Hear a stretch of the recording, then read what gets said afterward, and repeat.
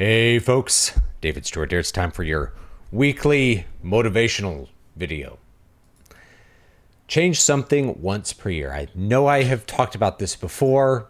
I didn't check my channel to see whether I'd made this exact video, but if I did, I'm making it again and kind of undoing a little bit of what I've said here about every year, try to do something different, something big, change something big about your life every single year. This is something that has happened automatically in my life to great benefit and has been something that I have actively done in my life also to big benefit. And what I mean by change something is I don't mean like dye your hair light brown instead of dark brown. I mean like something really different. Change your job, change where you live, change your creative focus, have a child. There are so many things that disrupt our equilibrium in life, and it's good for them to disrupt our equilibrium. The reason is that those sorts of traumas, if you want to call them that, those disrupting events, those things which knock us off of our balance where we're comfortable,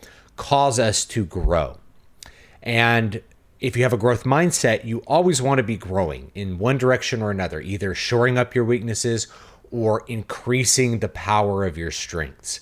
Those events that make you think things from a different angle, make you learn how to redo things in a different way. They make you better at whatever you're doing. And they have this benefit of making time feel longer than it is. Not in a bad way, not in like, you're rotting in jail and it feels like a million years. No, it just, life will feel longer because there's more life that you've lived. I came across a post on X the other day that basically said this, that for most people, almost all of their memories occur before like the age of 25. They're all young. And then they have few memories between like 25 and like 65. And I realized that for my life, it's almost the opposite. And it's almost the opposite because my life has been extremely dynamic, especially beginning in my mid to late 20s. Now, the reason that most of your memories are earlier, like say in your teenage years, and I'm really inclined to believe that and to believe that evidence because of my anecdotal experience when it comes to people's taste in music. The best music that ever got recorded is the music that came out when you were 17. It's like a universal. You talk to the baby boomer who was born in 1950. Best year for music was 1967. You talk to the guy born in 1980. Best year was 1997. Okay, it goes on like that. Whatever year that you were really into music as a teenager, when music felt really fresh, when it felt really interesting, when it felt really new, when it felt really powerful, you hadn't heard any of this stuff before, and therefore it was more potent. That's always like the best year that music was. And it just has to do with our position and our experience of something that's novel. For me, that's not the case. And it's not the case because I'm always challenging myself to listen to new music, to find new things that I like and that I really enjoy and that really challenge me as a listener and make me feel things, just do new things I haven't heard before. So for me, I feel like my favorite music really isn't from like 1997. It's from like 1797. No, it's from probably the early 2000s because there was some really great metal records that came out around that time. So it was really when I was in my 20s that I was experiencing the best music that I'd heard. And I'm still experiencing some of the best music that I've heard. I did a record review the other week for really a phenomenal and powerful record, one that sticks up among all the noise. You can still have those formative experiences, but anyway, those are new experiences. It's your first job. You're going to college. You meet your wife or you meet a girlfriend. It's your first date. There's all these firsts that happen when we're younger. So if we want to keep that feeling going, if you want to keep making powerful memories, you need a lot of firsts in your life. And one of the ways that you can have a lot of firsts in your life is to change something big about your life at least once a year. At least once a year, it's going to knock you off balance. It's going to make you grow. It's going to make you rethink what you're doing, change your priorities, and maybe make you realign your priorities to be more of what you want in your life. That's the thing that's really happened to me, is that by maybe when I had my son, for example, your time goes way down caring for an infant. They're very intense. And it's a wonderful intensity, but it makes you reevaluate where your priorities are. How much do you really care about going to the gym?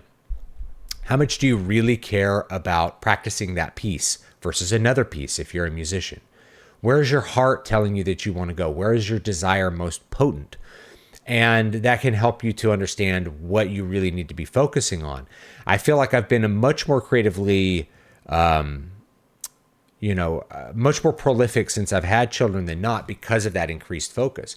But I've also had a lot of experiences that are novel, not just my first job. My first job was like at 17. I think I started at 17 and then I turned 18 pretty quickly. And that was working for a poultry company at a chicken plant, right?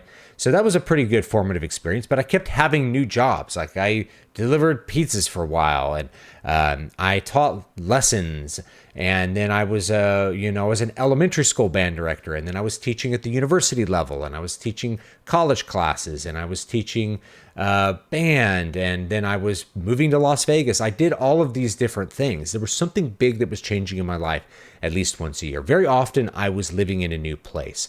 So I moved into an apartment, lived there for a year, moved to a different apartment, lived there for a year, moved to a house, lived there for a year, moved to a different house, lived for a year, right? So I was moving about once a year and I was changing jobs.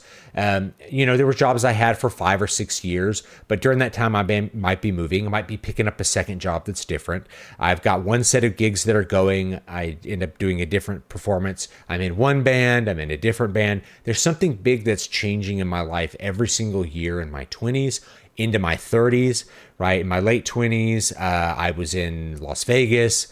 I left, I was in LA, I got married, I moved to Central California, I had a different job, I had kids, and then I had yet a different job, and then I moved here, and in that time I've been an author, I've been a musician, I've gone back to being a musician, and right now, the last almost a year, I've been focusing on solo guitar work, solo electric guitar, right? I'm a classical guitarist, that's where my background comes in. But my current focus is like, what can I do as a solo electric guitar player, right? How can I take this instrument to where I feel like it could go to make it something that's really special and is fitting in the art music realm? Because classical guitar, it's classical guitar. I've done it a lot. I've explored all the repertoire that you can do there. I've composed plenty of music for classical guitar. It doesn't really go anywhere because of the culture, but there's not really that same culture with electric guitar. I could do something new and interesting. And because I really want to be done with publishing books for a while, boom, that focus gets to shift, right? So I changed from being, an author primarily as my creative focus to back to being a musician. And that's a big change. Now, this may be the last time that you see The Office, at least from this perspective, because that's another thing that's going to change, is that right now this office is laid out a certain way, and sometimes you just get to a point where things are stale. Things aren't working for you. Things are kind of stuck. Things just don't feel as good as you feel like they could feel. And so we're going to rearrange the office. Right now I shared this office with my wife. I have my desk here that's kind of, right now you're kind of looking at an angle out of my main monitor here. I got another monitor over here and you can kind of see. And then my wife's desk is like behind that with her monitors. And so I think we're going to change it around so that there's a little more room, because I'm pretty close to a wall back here and I don't really have a room to set up my amp. I finally got the amp that I really want to use for the sound of that archtop sonata that I've been really working on and other kinds of pieces. And when you're playing solo guitar, when you're playing guitar solo, no band, no mix, no mistakes to get hidden in the mix, no flaws in the amp model to get hidden in the mix. It's just the guitar. The amp really matters because everything's so transparent. You can hear every little flaw, every little detail. So the amp really matters. I want to be able to at least you do a reamp, maybe record DI, but be able to reamp it through my good amp and you get the correct sound for what I'm doing. So we're going to rearrange things, and that's going to be actually a big change. It's an energy change. I probably wouldn't call this actually a big change. It's a small change, but it changes your energy, changes what you do. Here's some other things that you can do to change once a year, and to upset that balance, that habit, that routine that your life falls into, right? You can change jobs. You can change where you live. You can also change what you do for exercise. So if you don't have an exercise routine, pick one up. If you're doing one kind of exercise routine, do something different. So if you've been lifting weights and that's like your main thing, try training for a triathlon. Switch to endurance for a year and see where that takes you. And you could try lots of different things in that area. Take up hiking. So pick up a new activity that is going to challenge your body and challenge your mind, and do something that I different. If you do something different the way I did. If you're a visual artist, try doing something different in the realm of visual arts. If you are into drawing comics, try doing fine art. Try painting stuff and see where that takes you as an artist. It will actually improve your skills and will reveal flaws to you that you've allowed yourself to hide away by focusing in on what you already know and what you're already good at and what you're already used to. So getting outside of your comfort zone as an artist, intentionally doing that, will often lead you to newer and better and crazier things. I think about what I've done with music over the last 10 years, and it's been a lot of that. It's been a lot of stepping outside of my comfort zone and doing new and interesting things that are really stimulating. So I have tons of memories of doing all of this music. I have tons of memories of writing my books. I have tons of memories of my kids. And having kids is a big one. Kids will keep you really interested in your life, because it may not be the first time you've done it, but it's the first time you've done it with that kid. So if it's the kids' first time going to school, that's a big memory. If it's their first time getting in a pool, it's a big memory. And so your life gets full of those big memories. So even if your career is like boring, right? Like you don't remember a lot of memories of your day job, but you remember your kids. Your kids are something that you definitely remember a lot of. So kids definitely will help you do that. Pick up a charitable activity. Pick up a ministry at the church, go feed the homeless or something. Pick up a charity that's going to occupy some time and energy and expose you to new people is a big one. So exposing yourself to new people, not literally, but, to their intellect, to their personalities, that will also help you grow. And if you're like a writer, getting out and meeting new people is really stimulating. It's really important so that you have lots of theories of mind for how other people think, act, and feel, so that you can write good characters. If you're just holed up in your own little world, every character is just a different reflection of yourself and not any kind of real person. And that will create a very boring book, and one that feels shallow and not very realistic. So that's also going to help you grow as an artist. So that's a big thing. Now, the flip side to that is that if you read my book, Keys to Prolific Creativity, here it is. That's what it looks like. You can buy it on Amazon for $2.99, or you can get it as part of the Patreon membership. I talk about routines a lot. A routine is what's going to produce the outcomes that you want for anything in your life. So once a year, you should change your routines. But this may seem at odds with what I'm telling you now, which is like you got to upset your routines and you got to do something different. There's routines and then there's habits. And so breaking habits, if you want to give up smoking, that's a hard habit to break. Breaking habits is different from breaking routines. If you have a routine that's directed towards a goal, your ability to achieve that goal is largely a part of your ability to stick to that routine, just like bodybuilding, just like anything. Okay. Hopefully you have a routine of going to work on time and doing work, and maybe it's your day job, but going to work. So yes, start a new routine, revise the routines that you have. I'm not saying give up your work, but you want to upset the routines that make your life even and forgettable. So your routine might be waking up at 9, and you change it by waking up at 7. That's going to upset your equilibrium a little bit and force you to grow. I'm not saying that you need to stop working on your creative projects. In fact, it's the opposite.